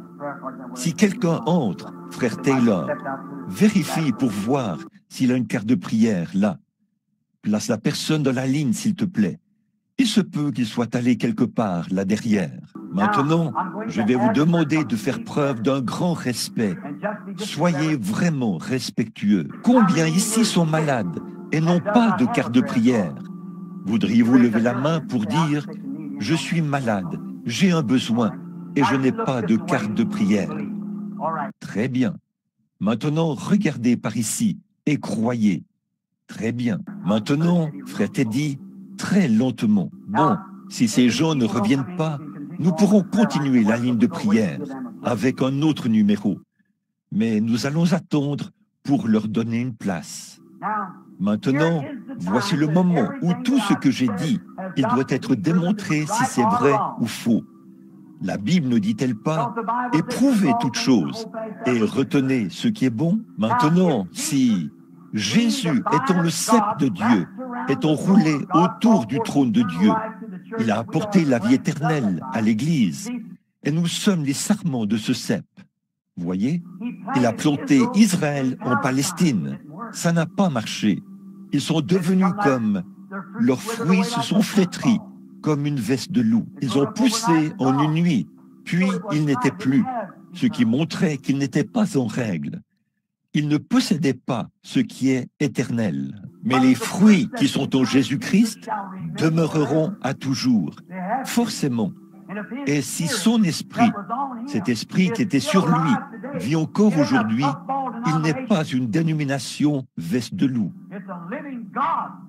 C'est un Dieu vivant qui produit la même vie qu'il a produite. Vous croyez cela? Alors, elle ne va pas s'enfler d'orgueil et dire « Oh, ces choses-là, c'était pour un autre jour. Oh, c'est quelque chose comme ceci. » Si c'est le cas, soyez déracinés de là ce matin. C'est du vrai. C'est une vraie vie. C'est le vrai Christ. Maintenant, ayez la foi et croyez. Ne doutez pas du tout que Dieu est présent pour guérir les malades. Maintenant, vous qui n'avez pas de carte de prière, si vous priez et croyez simplement de tout votre cœur, alors Dieu vous accordera ce que vous demandez. Combien croient cela maintenant? Maintenant, je veux vous demander encore une chose. Si Dieu le fait, bon, voyons voir s'il y a quelqu'un dans cette ligne que je connais. Il ne s'y trouve personne que je connaisse. Oui, Sœur Loxton. N'êtes-vous pas Sœur Loxton? C'est vous?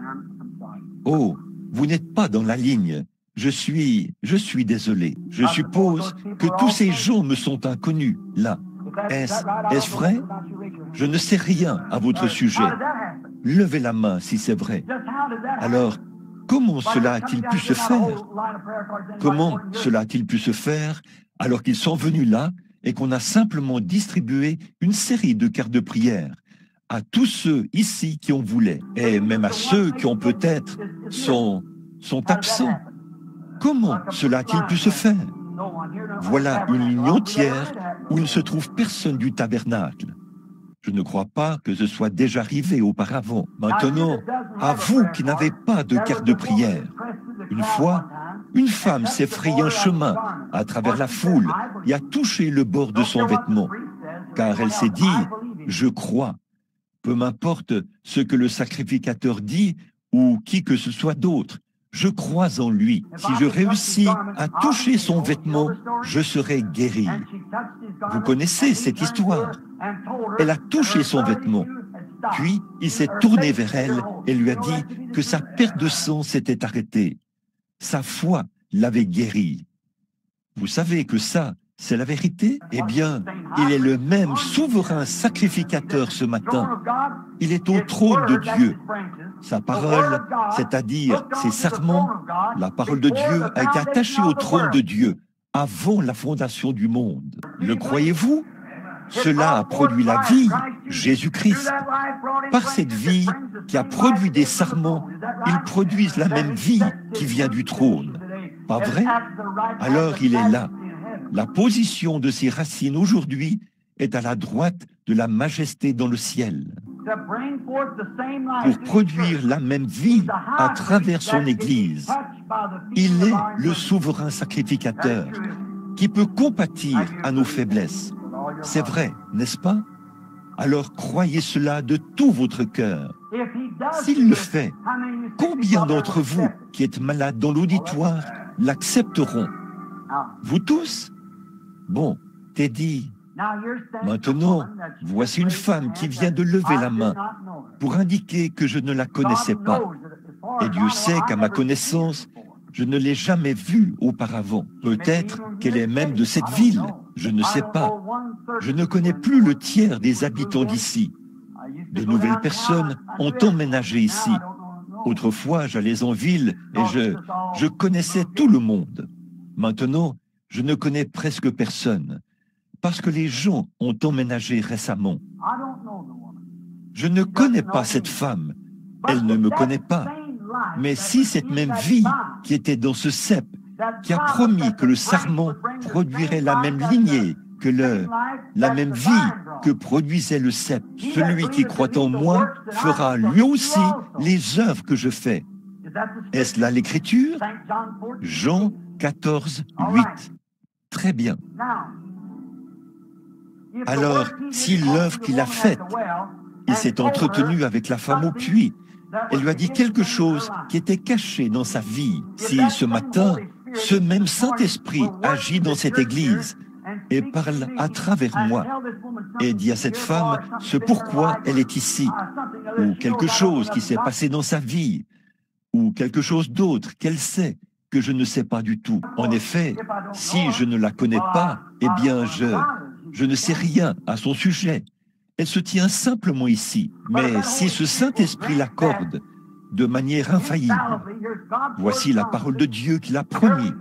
Nous voici tous les deux, et nous déclarons tous les deux, nous ne nous connaissons pas du tout.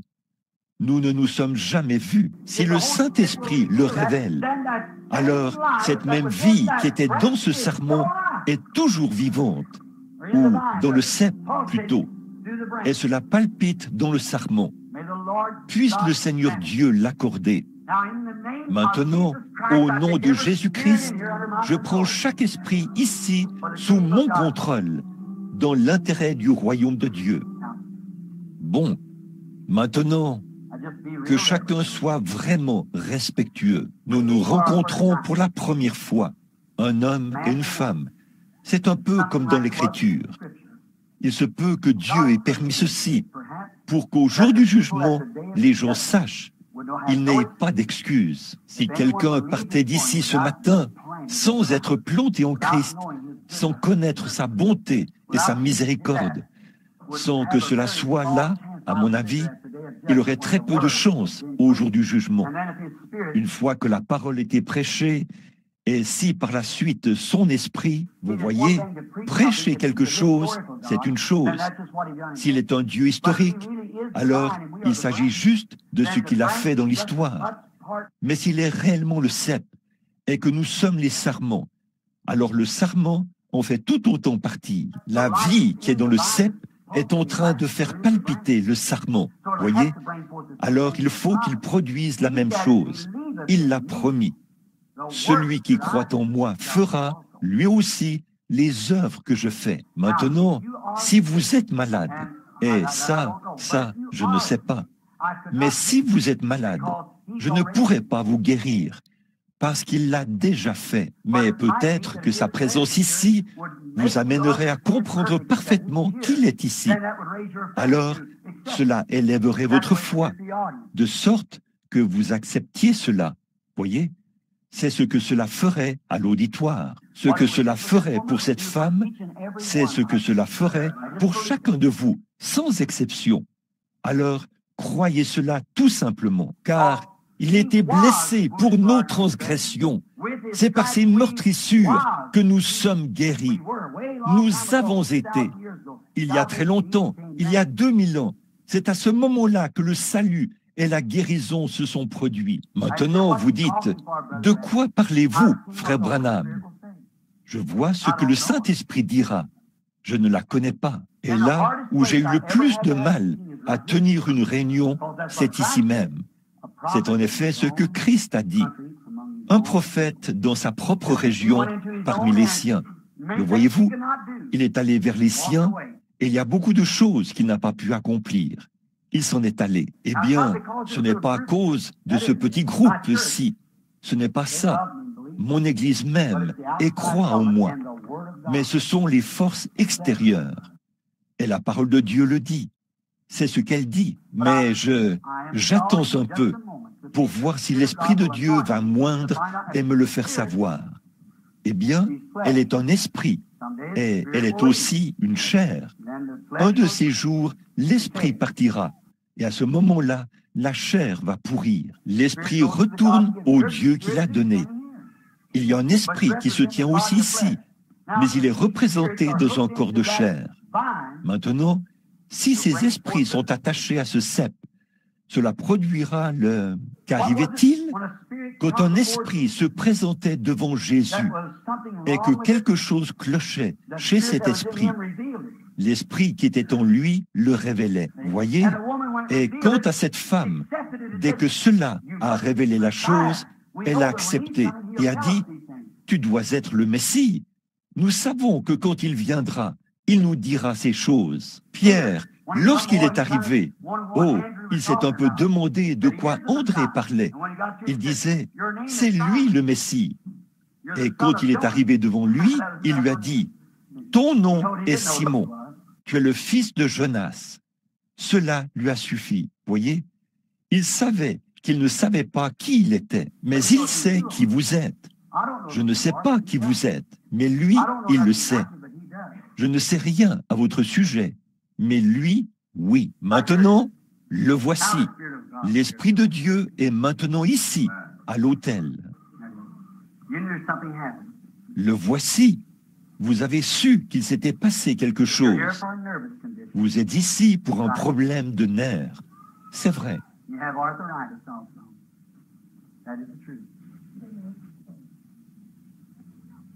Vous avez aussi de l'arthrite.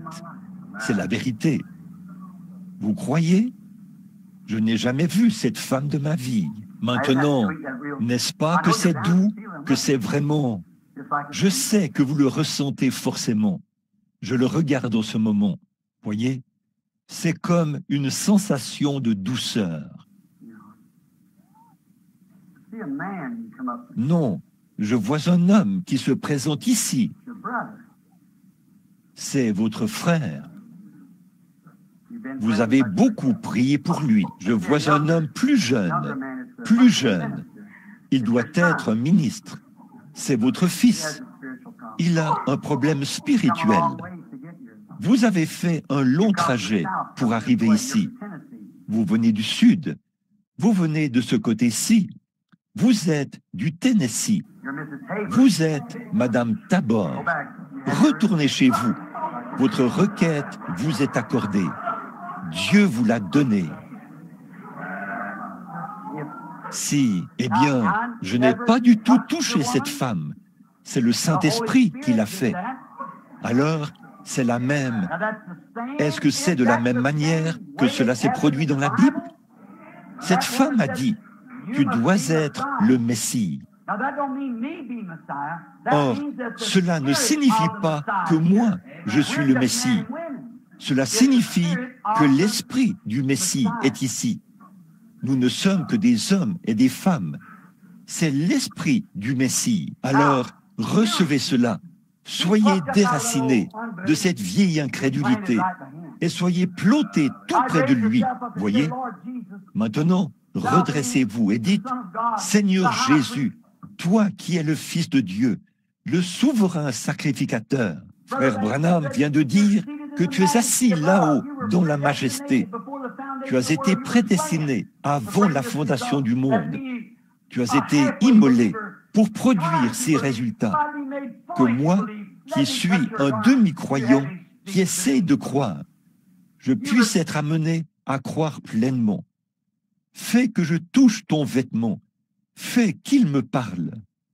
Vous qui êtes dans l'auditoire, dites la même chose. Car si tu es le même hier, aujourd'hui, éternellement, toi, permets que je te touche par ma foi et que je rejette toute pensée d'incrédulité. Permets que je te touche. Je crois que vous aussi, vous avez levé la main pour indiquer que nous étions des inconnus l'un pour l'autre. Très bien. Alors, si le Seigneur Jésus peut me révéler quelque chose qui ne va pas chez vous, ou quelque chose d'une manière ou d'une autre, vous croirez que cette corde de sauvetage, que l'Église est en effet plantée en Dieu.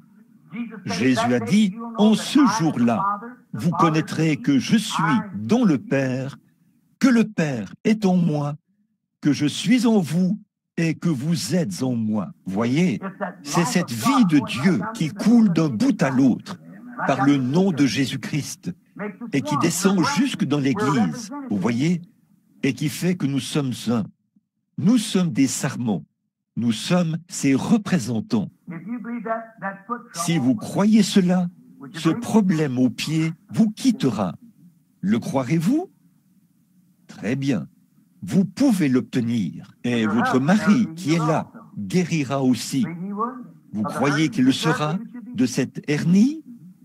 Vous, monsieur, croyez-vous que vous allez guérir? Oui. Vous croyez? Vous avez aussi une fille. Elle a un esprit, un problème spirituel.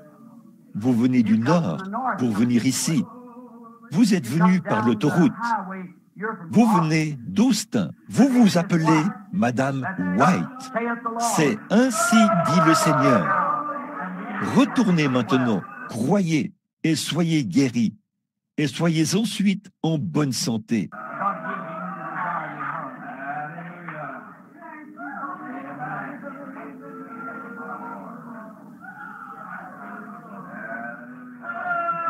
Que Dieu vous accorde le désir de votre cœur. Si tu peux croire, tout est possible. La vie de Christ dans le sarment. Le sarment, ce n'est pas le Branham Tabernacle. Le sarment, ce n'est pas William Branham. Le sarment, c'est quiconque veut être déraciné de son incrédulité pour être planté en lui. Je crois que vous aussi, vous avez levé la main pour indiquer que nous étions des inconnus. Je ne vous connais pas. Dieu vous connaît. Vous n'êtes pas ici pour vous-même. C'est pour l'enfant. Je vois la lumière suspendue au-dessus de l'enfant. Si Dieu me révèle ce qui ne va pas chez votre enfant, croirez-vous que je suis son prophète et croirez-vous que je vous dis la vérité? Vous le ferez. L'enfant souffre du cœur. C'est quelque chose comme une valve, selon ce qu'a dit le médecin. On a examiné cela et vous l'envoyez à la clinique tout de suite. C'est vrai. Vous êtes d'ici, de Jeffersonville, ici sur la rue Fulton. Là, c'est exact. Et vous vous appelez Madame Burkhardt, Irène Burkhardt. Retournez chez vous et croyez pour le bébé. Il se rétablira. Si tu peux croire, tout est possible. Si seulement vous croyez. Cette femme qui est assise ici souffre d'un problème de nerfs. Oui, oubliez ça. Vous allez rentrer chez vous et être rétabli maintenant. Si tu peux croire, vous qui avez la main levée comme ceci, vous avez des problèmes de dos, vous croyez que Dieu va vous rétablir? Vous croyez? Vous l'acceptez? Alors, rentrez chez vous et soyez rétablis. Jésus-Christ vous rétablit. Vous, c'est le rein. Alors, allez-y. Vous aussi, vous avez obtenu votre guérison, monsieur. Que Dieu vous bénisse. Ayez foi en Dieu. Ne doutez pas.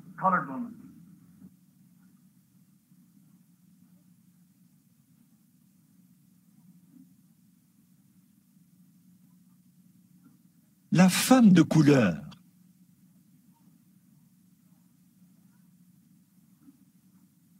Il y en a deux. Tout au fond, là-bas, elle a une tumeur sur la gorge, dans la gorge. Croyez de tout votre cœur. Vous croyez cela, madame?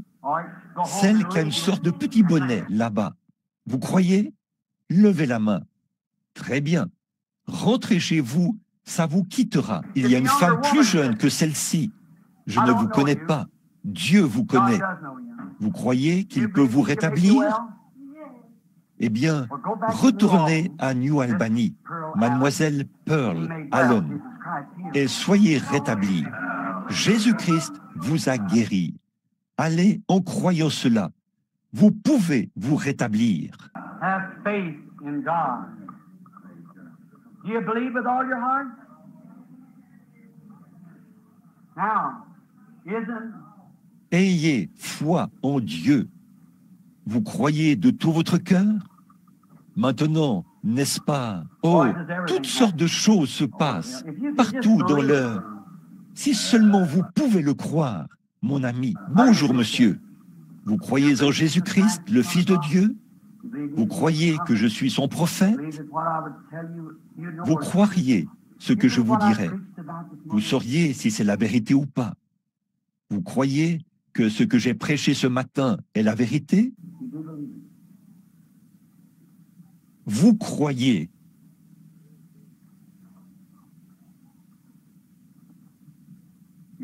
Vous êtes ici pour une bonne cause. Vous êtes ici pour vous débarrasser d'une habitude, celle de fumer.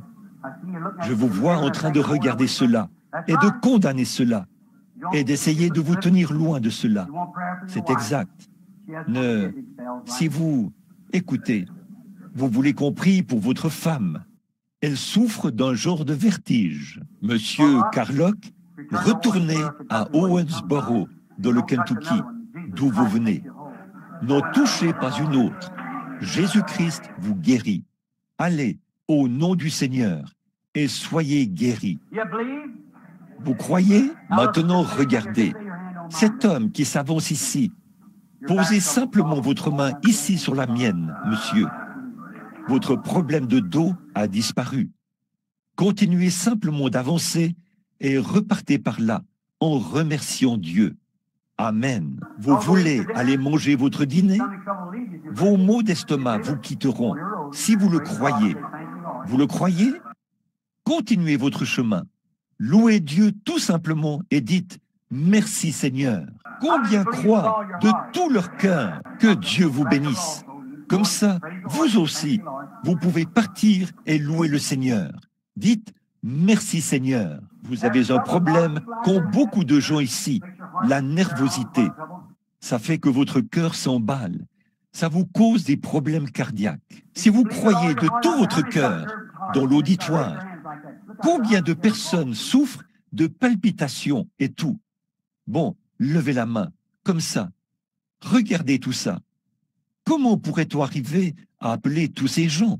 Voyez, vous croyez de tout votre cœur? Vous aussi? Très bien. Allez et soyez guéris au nom de Jésus-Christ. Ne doutez pas du tout, mais croyez que ce qui vous a été dit est la vérité. Croyez que vous êtes guéris et il vous sera accordé ce que vous avez demandé. Que tous les autres fassent la même chose. Combien d'entre vous ici en souffrent aussi? Très bien, monsieur. Combien ont besoin de Dieu dans l'auditoire? Levez la main et dites, regardez, comprenez bien ceci. Je ne peux guérir personne. Je suis un homme. Si Christ se tenait ici, il ne pourrait guérir aucun de vous. Il a établi un programme. Et ce programme stipule que si vous croyez qu'il est mort pour vous, alors vous pouvez être guéri par cela. C'est le seul moyen. C'est la guérison par la foi. La foi. Elle croit que Christ a payé le prix pour vous. Combien comprennent cela maintenant? Très bien. Combien acceptent cela? Très bien. Pendant que nous prions, imposez-vous les mains les uns aux autres. Imposez-vous les mains les uns aux autres. Et que chacun prie. Maintenant, vous pouvez retourner à votre place, sœur. Que Dieu vous bénisse maintenant. Soyez guéris. Oui, c'est vrai. C'est un problème de nerfs.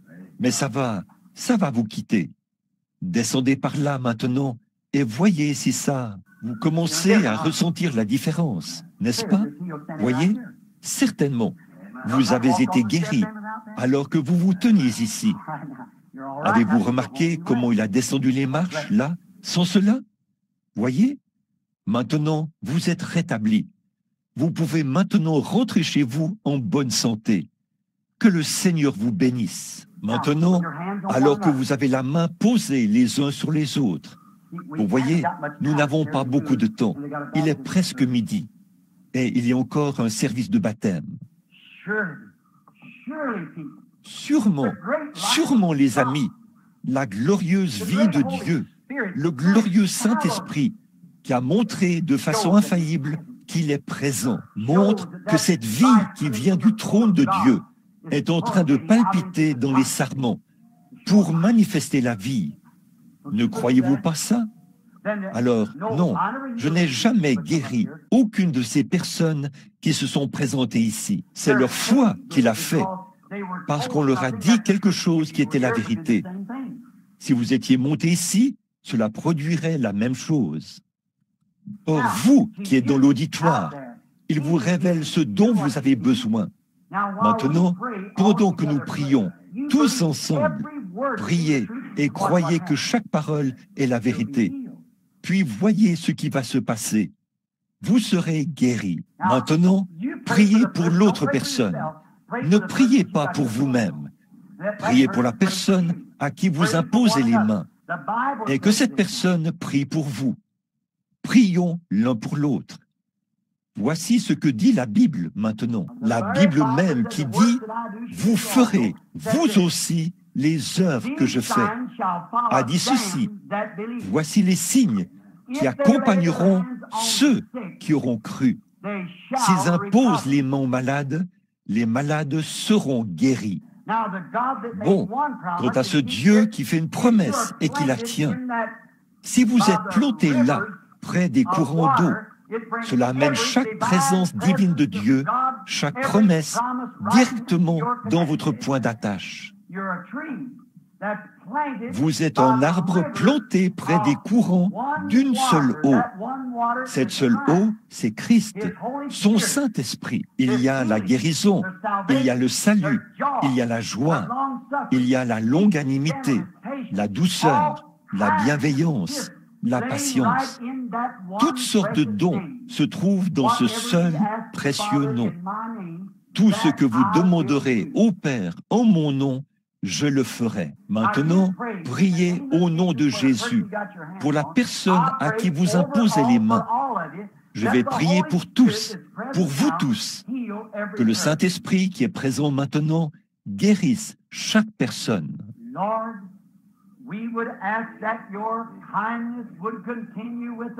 Seigneur, nous demandons que ta bonté demeure avec nous. Chacun prie à sa manière à lui ou à sa manière à elle. Ils ont vu l'Esprit du Dieu vivant devenir aussi réel qu'il l'était en Galilée, exactement comme il l'était lorsque Pierre est arrivé là-bas, sur le rivage de la Galilée, et que Jésus lui a dit qui il était. Et tout aussi réel que lorsque Nathanaël est venu et qu'il lui a dit où il était la veille, aussi réel que c'était à la porte de Samarie ou au puits. Certainement que les gens pourraient dire, ça, c'est l'Esprit du Dieu vivant. Seigneur, donne la foi et la présence d'Esprit et la présence du Saint-Esprit, afin que chacun qui prie puisse faire pour son prochain une prière de la foi. Je le demande maintenant, Seigneur, pour ceux qui ont les mains posées sur quelqu'un, afin que tu leur accordes une foi immuable, maintenant même, pour cette personne. Et que, bien sûr, par cela, ils obtiennent aussi en retour. Oh, qu'il en soit ainsi. Seigneur Dieu, qu'il en soit ainsi. Nous pourrions les faire passer un par un sur l'estrade et nous obtiendrions le même résultat. Mais il n'en demeure pas moins qu'il faudra la foi, que l'individu ait la foi pour croire Dieu. Et il est écrit, voici les miracles qui accompagneront ceux qui auront cru. S'ils imposent les mains aux malades, les malades seront guéris. Ô Seigneur, tiens ta promesse ce matin envers chaque croyant et fais que le Saint-Esprit entre maintenant dans le corps de ces malades et qu'il ôte toute maladie et toute infirmité. Puisse-t-il y avoir une telle confirmation de cela que le cœur de ces gens bondira de joie, croyant que Dieu les a guéris. Puisse-t-il quitter ce tabernacle en chantant et en se réjouissant et en croyant que Dieu les a guéris. Puisse-t-il revenir un autre jour heureux, tout joyeux, rendant témoignage, comme des centaines de gens de partout dans le monde pourraient rendre témoignage aujourd'hui de ta puissance de guérison. Nous prononçons cette prière sur ces gens et nous demandons qu'il en soit ainsi au nom de Jésus-Christ, le Fils de Dieu. Que la lumière de Dieu paraisse et vous guérisse tous. Amen. I can, I will, I do believe. I can, I will, I do believe. I can, I will, I do believe that Jesus heals me now. Le faites-vous? Levez la main. I can, I will, I do believe. I can, I will, I do believe. I can, I will, I do believe that Jesus heals me now. Yes, amen. Croyez cela. Je visitais les gens dans leur maison et ils me préparaient de bons dîners. Il fallait qu'on me fasse bouillir une tasse d'eau chaude et je m'installais devant un petit bouillon d'orge. Il y avait sur la table toutes sortes de bonnes choses. Un jour, j'ai dit au Seigneur, « Je crois, je crois. » Oh là là, je me suis mis à descendre la rue après avoir avalé ma première bouchée de nourriture. En chantant, lorsque ça cherchait à remonter, je ravalais cela. I can, I will, I do believe. I can, I will, I do believe that Jesus heals me now. Yes, Oui, ça fait 25 ans. Il est réel pour moi depuis ce temps-là. J'en suis vraiment reconnaissant. Qu'il en soit de même pour vous. Que Dieu vous bénisse. Bon, je crois que dans un instant, il y aura un service de baptême. Oui, ça, c'est s'il y en a ici qui veulent se faire baptiser au nom du Seigneur Jésus-Christ. S'il y a des gens qui le veulent, nous saurons alors s'il faut terminer la réunion ou retenir les gens encore un peu. Voudriez-vous lever la main s'il y en a qui veulent se faire baptiser au nom du Seigneur Jésus? 1, 2, 3, 4. Très bien. Que les femmes aillent de ce côté-ci et les hommes de ce côté-ci pour se préparer, s'il vous plaît. Entre-temps, chantons encore une fois. Je